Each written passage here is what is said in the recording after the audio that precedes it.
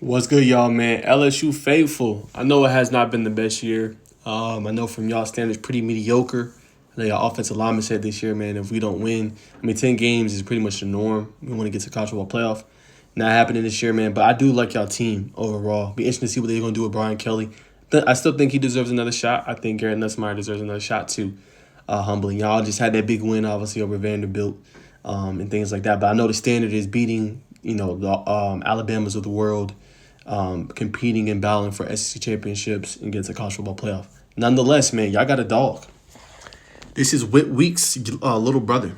And this kid can play, man. He's having a great season. He actually reclassified as well, class of 2026 initially. But I think he wants to get out there and play with his big bro. And they both are special, man. And they get to play again with each other. They played at Coney County. And look, man, they produce linebackers. You know what I'm saying? Say what you want about Coney County. That defense is always very good. Like, they got a win a couple years ago. Or they actually had a close loss a couple years ago to Sammy Brown when he was playing at Jefferson, playing running back. And, constantly just hitting. This is his big bro, Whit Weeks, is constantly hitting him. Only had one big run all game long. It was like 30 yards. Other than that, pretty much stood him up in his tracks. It was tough sledding. Now you see what Sammy Brown's doing in college football right now with Clemson, as a linebacker. But Zack Weeks equally as good. Like I said, 96 tackles this year, 3 sacks, led Coney County to the second round of the playoffs.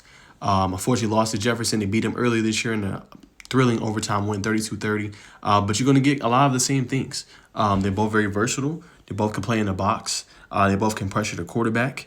And they both can play coverage really well. Now, obviously, Whit Weeks having a good season, 99 tackles this year. He's been phenomenal. He also has an interception and a forced fumble and things like that.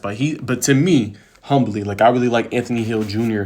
out of Texas, and I think he just won Player of the Week, I believe, this week for the Longhorns. But I really like Whit Weeks as the next best linebacker in the SEC. I really think he's that good, and he's taken already that next jump from 50 to 99.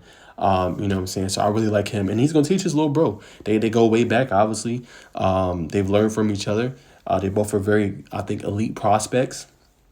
And you kind of seen this coming. You know what I'm saying? You really did. What's going to be interesting to see is how early can he get on the football field for Zack, right? How long does it take him? Will it be a year? Or will he kind of have a similar story to Whit Weeks last year, right? Didn't play a lot early on, but as the season wore on, seen more playing time, seen more of the field, was making big impact plays. And then this year, named the starter, and he's came in and he's impressed, you know what I'm saying, and things like that. So I know it was a tough outing against, obviously, Alabama when Jalen Milroe ran free and was running all over the place, 4 touchdowns, I think over 200-plus yards rushing.